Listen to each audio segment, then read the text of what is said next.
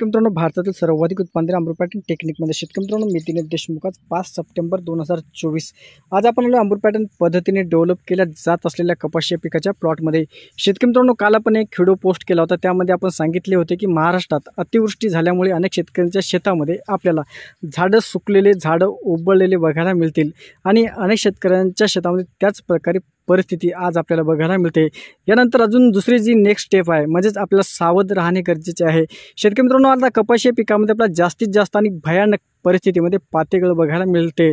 तर अशा ठिकाणी म्हणजेच पातेगळ व्हायला नाही पाहिजेत किंवा पातेगळ होत असेल तर अशा ठिकाणी फवारणी व्यवस्थापन त्याचबरोबर खत व्यवस्थापन कशा पद्धतीने करावे याची संपूर्ण आणि डिटेल आज आपण माहिती घेऊया।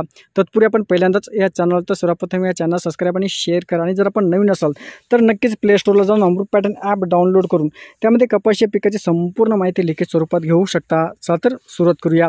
शेतकरी मित्रांनो कालचा जर आपण व्हिडिओ बघितला नसेल आणि आपल्या शेतामध्ये कपाशीचे झाडं सुकत असतील किंवा उबळत असतील तर अशा ठिकाणी सर्वप्रथम आपल्याला जे झाड आहेत हे पायाने दाबणी करायचं आहे। ज्या शेतकऱ्यांनी अमृत पॅटर्न अंतर पद्धतीने 4x6 एक कापूस लावला, 5x7 एक लावला किंवा 3-6 एक लावला आणि ज्यांनी कपाशीची दाबणी केली आहे अशा शेतकऱ्यांच्या शेतात जे काही झाडं सुकलेले आहे किंवा झाडं उबळलेले आहेत याचं बिलकुल आपल्याला प्रमाण बघायला मिळणार नाही। आणि ज्या शेतकऱ्यांनी दाबणी केली नाही किंवा आणि दाबणी करायची राहिलेली आहे आणि आपल्या शेतामध्ये झाडं सुकत असतील तर अशा ठिकाणी सर्वप्रथम आपल्याला पायाने चारही बाजूने दाबणी करायची आहे। त्यानंतर आपल्याला ड्रिचिंग करायची आहे। ड्रिचिंग करताना 15 ते 20 लिटर पंपसाठी ब्लू कॉपर 30 ग्रॅम, त्यासोबत रूट झोन हे ह्युमिक आहे 40 ml घेऊ शकता।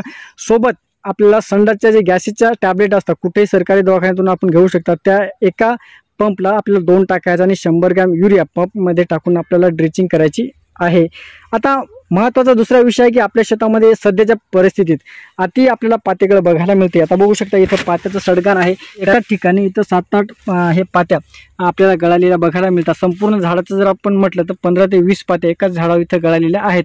आता महत्त्वाचं जे कारण आहे आपल्या शेतामध्ये जर अंतर मिळाले असेल म्हणजे 2 तासातील अंतर मिळाले असेल किंवा 2 फट्ट्यातील अंतर संपूर्ण पॅक झाले असेल तर अशा ठिकाणी आपल्याला अधिक प्रमाणात पातेगळ बघायला मिळते। अनेक शेतकरी पारंपरिक अंतर पद्धतीने कपाशी पिकाची लागवड करतात जसं की 4x1, 3x1, 2x1 आणि अशा ठिकाणी जर संपूर्ण कापूस दाटला असेल तर मधात जे लागलेल्या पात्या आहेत आता बघू शकता ही जी खालची पाती आहे समजा आता ही जर पाती पडली तर आपल्या शेतामध्ये परत पाती इथे लागणार नाही कारण मधामध्ये सूर्यप्रकाश भरपूर मिळत नाही। आणि महत्त्वाचा जो नियोजन आहे यामध्ये आपल्याला कापूस दाबणी करायची आहे। त्यानंतर जे आहे जर आपलं कमी अंतर असेल तर जे काही वरे पाते लागलेले आहेत म्हणजेच खालून जे वरपर्यंत पाते लागलेले आहेत ते आपण चांगल्या प्रकारे टिकून शकतो आणि खालच्या जे आहे जर सूर्यप्रकाश मिळाला नाही तर खालच्या पात्या हे अधिक प्रमाणात आपल्याला हवा मधात जात नसल्यामुळं आणि जे काही गरम वाफ असते त्यामुळे अधिक प्रमाणात पातेगळ आपल्याला अंदर म्हणजेच पट्ट्यामध्ये बघायला मिळते। तर अशा ठिकाणी ज्या शेतामध्ये पातेगळ अधिक होत आहे त्या ठिकाणी फवारणी घेताना ब्ल्यू कॉपर 30 ग्रॅम प्रति 15 ते 20 लिटर पंपसाठी घ्यायचं। यासोबत ॲसिपेट 75% 30 ग्रॅम घ्यायचा आहे। यासोबत ॲसिडामस स्प्राईड 20% वाला आपल्याला 10 ग्रॅम घ्यायचा आहे। पांढऱ्या माशी अधिक प्रादुर्भाव असेल तर 15 ग्रॅम आपण घेऊ शकता। त्याचबरोबर जर आपल्या शेतामध्ये बोंडाची संख्या अधिक असेल किंवा अशा प्रकारे काळे डॉट पडत असेल पानावर तर स्टेप्टोसायक्लिन हे 3 ग्रॅम प्रति 15 ते 20 लिटर पंपसाठी आपल्याला घ्यायचं आहे। यासोबत आपण इमिडाक्लोरोपिड किंवा एक्ट्रा किंवा मोनोकोटोपस या तीनपैकी कुठलाही कंटेंट या फवारणीमध्ये आपण घेऊ शकता। शेतकरी मित्रांनो कपाशी या पिकामध्ये पातेगळ थांबवण्यासाठी अजून महत्त्वाचा जो विषय आहे खत व्यवस्थापन। जर आपल्या शेतामध्ये आपण 25 दिवस झाले 1 महिना झाला खत दिले नसेल तर अशा ठिकाणी आपल्याला लवकरात लवकर खत व्यवस्थापन करायचं आहे। जो आपला शेड्यूल आहे त्या शेड्यूलनुसार आपल्याला खत व्यवस्थापन करायचं आहे। चौथं खत असेल तर आपल्याला 1 बॅग 10-26 आणि 25 किलो मॅग्नेशियम द्यायचं आहे आणि 5 जर खत असेल तर 1 बॅग 10-26 आणि 1 बॅग DAP आपल्याला खत द्यायचं आहे।